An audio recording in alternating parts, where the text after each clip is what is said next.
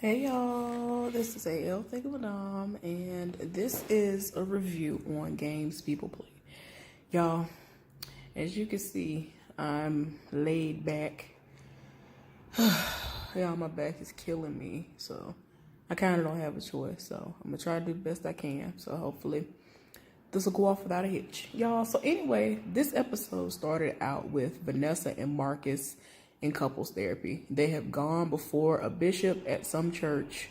I don't know if it's their church or what, because I don't know if they just moved there. Whatever, it don't matter. They went to some church and they are sitting before a bishop as a part of what they just discussed, which was she said that she wanted to go to counseling and he said he's willing to do anything. And so that's a part of the stipulations. So they're there and she was basically saying, like, I used to smile all the time. No matter where I was, no matter what I was doing, no matter who was in front of me, I used to always smile. But as of late, I find it hard to smile. And so he asked her, why? Why is that? And then they ended up, of course, panning the camera over to Marcus. And I'm like, y'all doing the most. So anyway, so the show actually comes all the way on after that scene. And we are taken into the next scene where Layla is on a set of a music video of some whack sounding rapper where her job is to be background and shake up behind. And I was just like, oh, okay, whatever. So there she met this girl who was a prop next to her, and she didn't know how to shake her behind. She didn't know how to twerk or whatever it was she's supposed to be doing. And so she was, kind of trying to describe and show her what she needed to do. And then she ended up eventually introducing herself as Susie Q. And depending on who is around, her name is going to be Natasha, which is kind of like an alias. So they're talking, and they was just like, there's got to be something better than this. And so Layla was like, shoot, if you find out about something, let me know, because I need to find something else too that's better than what we got going on, because I can barely pay my rent. So she was like, well, there actually is something. And, they ended up finding out that they both have dealings with Roxanne. Why these people don't realize that Roxanne is a waste of space, I don't get it, but whatever. So anyway, she was like, well, you know Roxanne, right? She was like, yeah. And so she was like, well, there's this gig that she was supposed to do, and it's supposed to be with another girl, but that girl dropped out at the last minute. So she was like, maybe she could join and go do it or whatever. So she was like, well, how much does this pay? And so she was like, $2,000 a pop. So she was like, oh yeah, I'm in. And of course, only thing with her is it don't need to be involved in sex. I'll do whatever I need to do as long as it doesn't involve sex. So she was all the way here for it. So she was like, oh, that sounds perfect. She explained to her what they were going to do. They were just going to go up there, party, and all this other stuff, y'all. Anyway, so MJ and Nia are in her office and they're talking. And she's trying to come up with ways that she can explain away the fact that basically the interview that she was supposed to do, she's not doing it.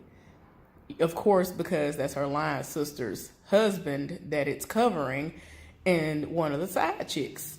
So she, is in there really trying to strategize. And MJ is like, ain't no way around this. You might get fired. And so she was like, you need to help me, because if I get fired, you get fired, because essentially he works for her. So anyway, her boss comes in and her boss was like, it's all right that you don't want to do this. I figured out what was going on. I did some digging, and she found out that was her line sister. And so she kind of felt like, oh, my job about to be done and over with.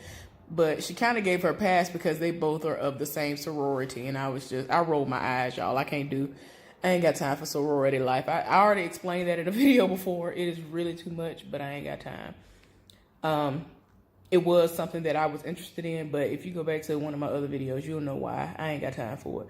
So anyway, Marcus and Kareem are at his house playing pool, and he basically made it plain apparently that he was going to tell Marcus what went down, meaning Kareem. He told Marcus what went down with what happened on the last episode, which was Jamal over here trying to play it up like he got hurt by the people that he was going to tell that the information to, and he ended up being the people. So they were just looking like, yeah, he thought he was going to get me. I mean, he literally told him everything, even down to the fact that he was wearing the Rolex. And he was like, yeah, he's stupid. That's why I can't stand him and all this other stuff, right? So he was like, well, he basically found another person to sucker into, doing what he was going to do. So basically, Jamal is the person who made it, who basically made Kareem into who he was before he got hurt. So he played like he was his coach, and he would buy like little, I don't know. He just would you're only doing these things because you want something from the kids that you see all this potential in. You over here trying to have a come up off of these kids. He over here scamming. Reggie is a scam. I mean, y'all, Jamal. It's been so many people on these various TV shows named Reggie that is a scammer and they trash. I said Reggie, but yeah, his name is Jamal. Jamal is trash, and he's trying to prey on his next victim, which is a boy named Lewis. Okay, so so Marcus is like, oh well, we ain't got nothing to worry about no more. I feel sorry for him, but I'm glad he off our back. And so Kareem was like, not exactly. So they're going to figure out what they need to figure out with that, I guess. So anyway, before their conversation ended and it went to the next scene, Kareem had the gall to ask Marcus if he thought his wife killed the woman who got killed, which she is was a cheerleader that Marcus was screwing. He was like, what? He was like, no, I don't think she did that. And he was like, are you sure? He was like, I don't think that. He was like, why don't you go ask her then? He was like, yeah, I wouldn't ask her. Because, of course, she does not like him. So why would that be a top of anybody's conversation anyway? So, yeah, y'all, don't nobody have time. So, anyway, Nia is FaceTiming her man after a long day. She in her tub taking a hot bubble bath. And y'all, I live for the little stand she had her laptop on. I was like, yes. Yes, that's what I'm talking about. So they were talking, and it got to the point where she felt slighted because it came off as if he was expecting her to fail in LA. And so he kept saying that, if for some reason things didn't work out, he stayed behind so that she'll basically have somewhere to stay. And so she was like, what are you trying to make it seem like I wouldn't make it? I mean, what? I mean, she just kept saying the same thing over and over again, just in different ways. And then she got upset and was like, look, I can't do this right now. I ain't got time. I can't do it. So she hung up in his face. And they were video chatting. So I was like, Lord, this is doing too much. So that detective is still looking into the murder of the cheerleader. And so one of his colleagues rolled up on him and was like, oh, you still looking into that cheerleader's case? And he was like, yeah, because he has leads, and he's pretty sure that Marcus or somebody around him is the one who did it, because remember last time he got the phone number. He got a hit because his phone number was the one that he kept seeing that was synonymous with the girl. And it's like, why are you calling her? If you have nothing to do with this, why are you calling her? Somebody killed her, and they're already thinking that it's him. So we gonna see how it all pans out.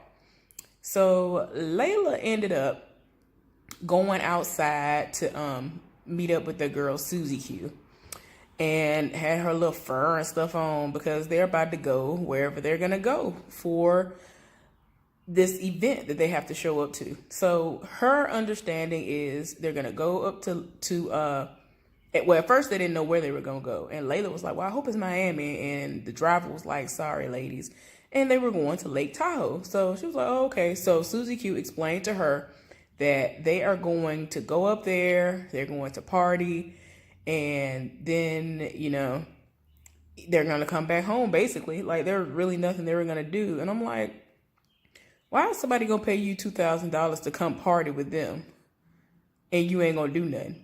Now, this is her whole understanding is no sex is gonna go down, nothing is gonna happen I'm going to go up into these people's house or wherever I'm going. I'm going to drink. I'm going to eat. I'm going to dance. I'm going to get my life on everybody else's dime. I'm getting a vehicle that is rented. It's going to be under a certain name. A hotel room is going to be under a certain name. I think she said Mary Poppins. All these things are going to be up under somebody else's name, and I'm just going to be able to float from place to place, do what I need to do, get my $2,000 and go home. I don't understand why you think you're going to go somewhere and party and then come home, and that's just how it goes. No, I feel like most of the time, nothing in life is that easy. So if that were the case, I would be trying my best to find a place like that. Like, I ain't even no party person where somebody where the party at. My girl. I would C-walk real quick out of nowhere. I would need to know where the party at if I could get just $2,000 for spending how many hours in a day just to get that. Y'all, so anyway, whatever. So they on the way up there. So they have a driver. Somebody's driving them up there. So they end up showing us a scene with Vanessa and Marcus. They're at home, and Vanessa is planning to greet someone at the door with like this little food tray. And so he was trying to tell her she ain't got to do all that. She doing the most or whatever. And when the woman came inside, y'all, I think that she is Will Smith's ex, the one who he has Trey, his oldest child, with.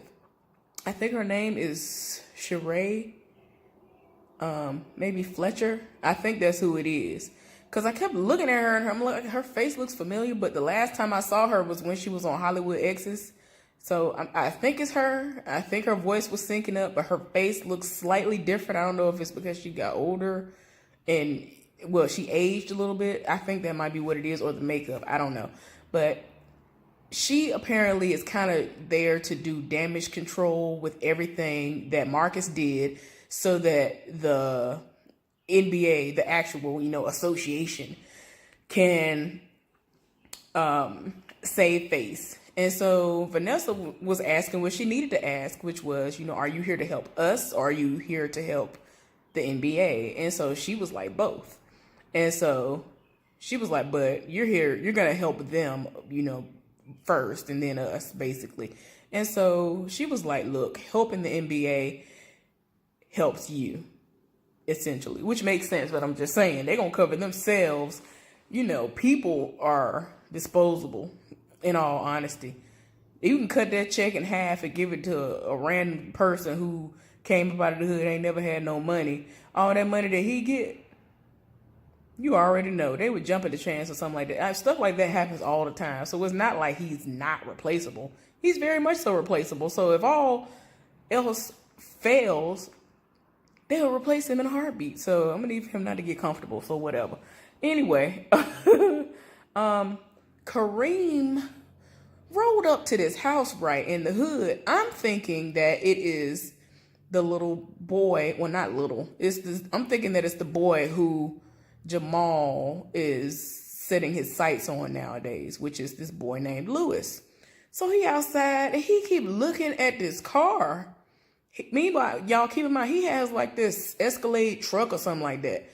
He looking at this car that he parked behind. I'm like, why is he looking at this car? So this woman come outside, which I think her name is Regina Bell. Y'all know the woman who jumped in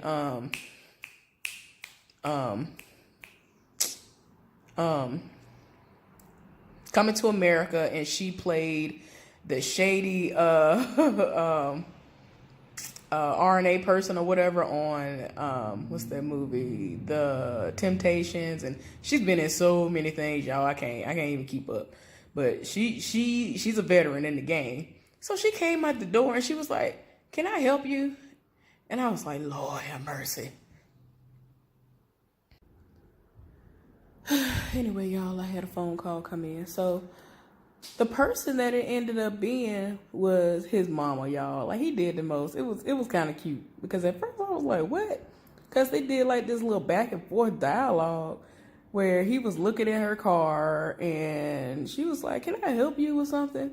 And so he was like, "No, not really," or whatever. And then he was like, this is a nice car. And so she was like, yeah, some college recruiter, some basketball recruiter gave it to me or something. They kept doing it. It was so cute. And so he said something. She was like, do you kiss your mother with that mouth? And he said, every time I see her.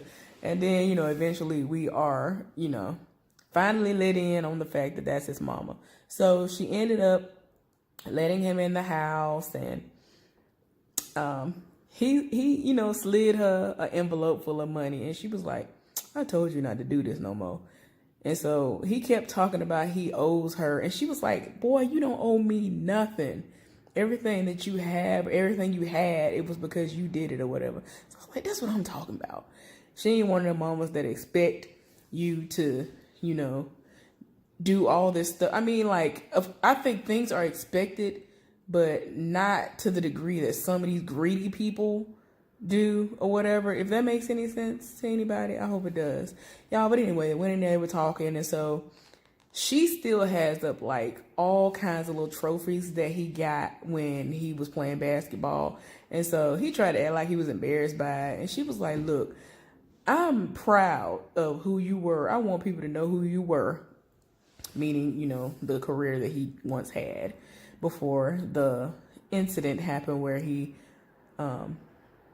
messed himself up. He had an injury. So they kept talking, and he got around to his point of asking her if she knew this boy named Lewis. And so she was like, yeah, that boy who, played like you. Apparently everybody is comparing that boy Lewis to him and how he was. And so she was like, I think I can get the number from one of her friends or whatever. And so, while he was there, she made a point to say, hey, somebody, who was asking about you. Apparently his exes always ask about him, and he kind of acting like he ain't here for it. And so she was like, well, if you know who it is, then you should give her a call. And I'm like, Lord. So anyway, so the next scene is Layla and Susie Q arrive at Lake Tahoe. They go to this resort place, and like as soon as they open the door, which I thought was strange, like the lobby was just turned into like a little party like room. It had all kinds of smoking going on. It had all kinds of little a woman was laying on a table as a food tray, I guess. She had like cupcakes and stuff like lined up on her body in different places. And I was just like, okay, y'all doing a lot in your life. Y'all doing a lot. So I was like, okay, you could tell like some things was going on. Not necessarily all are, of the legal standpoint. So, they came in, they were just looking like, I don't really care what's going on up in here. They ain't got to do with me. I'm about to do what I got to do, which is party, and I'm going to go home. So apparently what they've had to do, what they are supposed to do is they're supposed to sit there and do whatever, party for 6 hours, and then they get $2,000. Cool. Whatever. So this guy walks over to them, and they asked if they want something to drink, and they were like, yeah. And so this man ended up having the bartender to make them some drinks. And so they, smiling from ear to ear, whatever. So as I mentioned before, they go back and forth throughout this whole episode, showing the fact that Marcus and Vanessa are having counseling sessions or whatever. So by this time now, it's nightfall in Lake Tahoe, and they're sitting there looking crazy. And so the guy who initially walked over to them to, greet them and ask about them having a drink and ask the bartender to make drinks for them, he went over behind some like little table or counter or somewhere and got a duffel bag, and he had stacks of money. And so Layla was like, girl, you see that? They looked over there, and she was like, whoa. She was like, I wonder how much that is or whatever. Y'all, this man went from person to person handing like a stack. So people started getting up and kind of walking out and whatever. So they realized they had like maybe like 45 minutes left before they were going to get paid. And so she was like, man, it's been a long time. Hopefully we'll go ahead and get our money soon. So she was like, look, we almost done. We ain't got but 45 minutes left. Cool. So,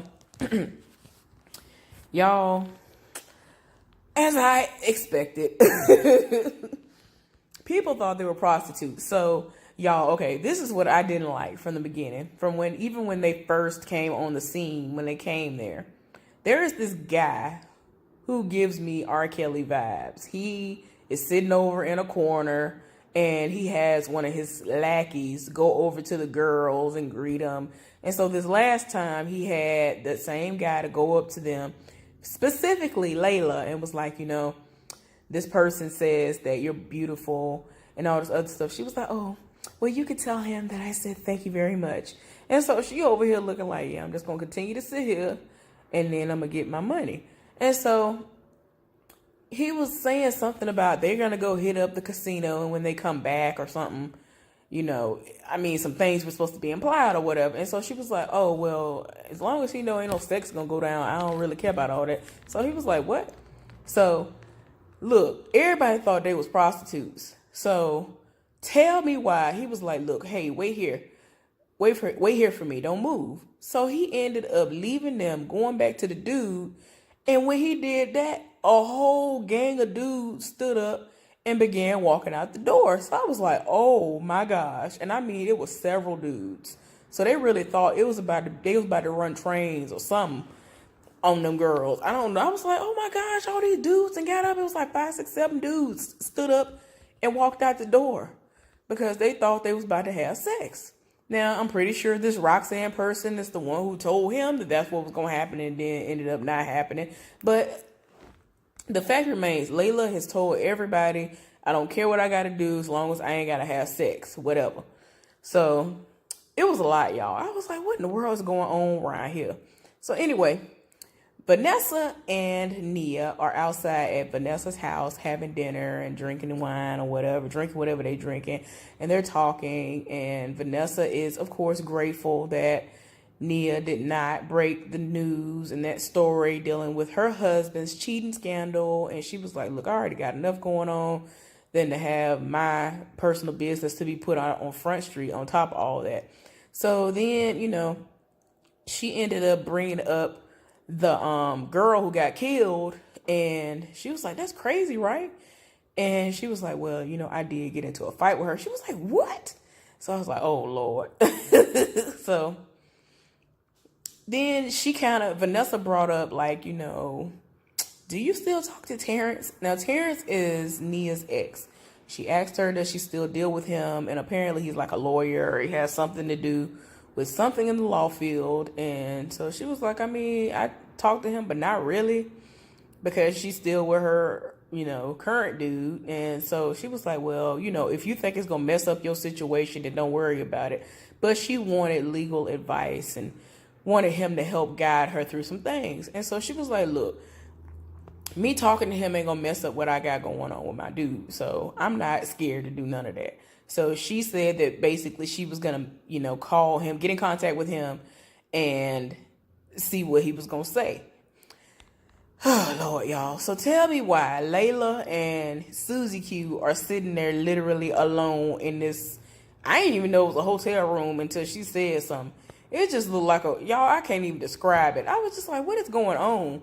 Like, it kind of looked like, and there is no disrespect when I say this, kind of looked like Bollywood or something threw up all over the place. Like, if I had to really, like, off the top of my head, think of what it looked like. But I was just confused. I was like, what is going on?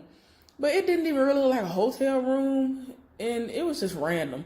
So they had been sitting there, they waiting. Ain't nobody coming around. Ain't nobody rolling up with no money. Apparently, it's past the time they supposed to been got their money.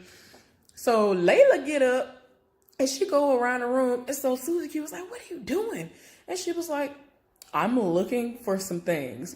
She's trying to see, I guess she has a feeling of, oh, I done got screwed over again. So let me find me something that can compensate even just a little bit for all this time that I done spent up here and I ain't got this money. So she went through all kinds of little stuff. She found like a stash of some kind of drugs or something, I guess.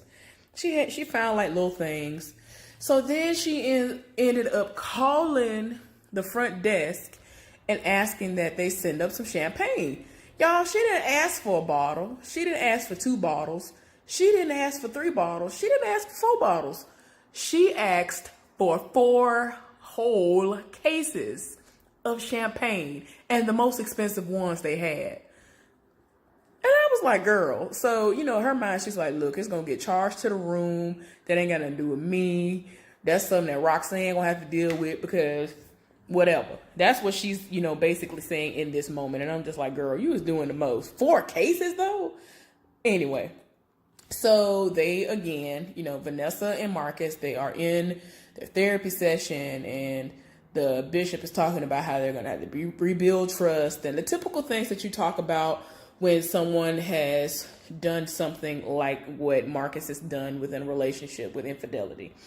And he eventually asked them, do they communicate? He said yes, and she said no. And she was like, what do you mean? She was like, I have to play a spy in my own house, play detective and all that in my own house because you won't even talk to me.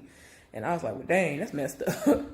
But yeah, it kept having their moments, and I was like, Lord. So anyway, Kareem is at outside playing basketball with the boy Lewis.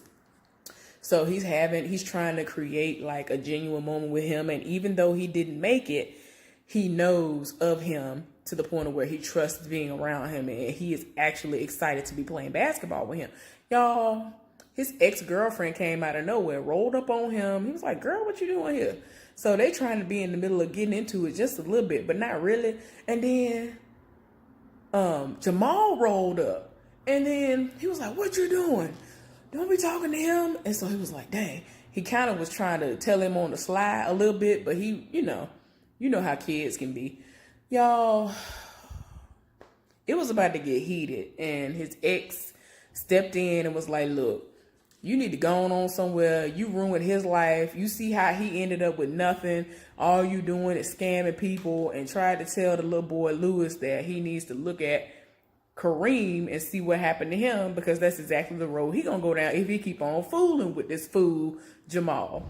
So it got to the point where he was like, are you gonna choose me? You gonna choose him? So he tried to tell the boy to come with him, and he was like, look, I need time to think about things. He was like, think about what?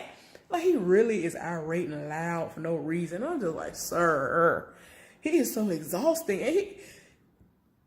And excuse me, y'all, he is too old to just be like this. Why do you want to spend your entire life leeching off of somebody? I don't understand that. I don't get it. Like, he really is sitting up here just leeching, doing the most. And then he want to eventually take credit for what you have a God-given talent to do. Something he ain't never practiced to do and get good at in his own life. And it's like, why are you trying to take credit for stuff like that? Y'all, anyway, he ended up leaving, went on about his business. And so Kareem and his ex rekindled their, situation, so to speak. And, they ended up actually going back to his truck and screwing. And I was just like, y'all doing the most. I was tired. I was like, y'all doing a lot. So anyway, after Layla and Susie Q left Lake Tahoe, they were in the rental. They were in like this Ford, how can I think of it? Y'all know that Ford sports car that everybody named Mustang. They were in this Ford Mustang or whatever, and they had the guy, one of the bellhops or whatever, to load the cases in the car. And by the time his manager came out the door, she realized what was going on, and she pulled off with the quickness because she already knew that she had been found out. The jig is up. So she pulled off. So anyway, they ended up pulling off in some place, and it was just on a random road, and she saw a sign that said open. And you could tell somebody handmade the sign, hand wrote it, all that. Pull in, and there's this Spanish-speaking man sitting there. I don't know if he's Mexican or whatever. That's why when I don't know, I just say Spanish speaking. And he was sitting there, and then they get out, and he doesn't speak English. And so she was like, do you understand? I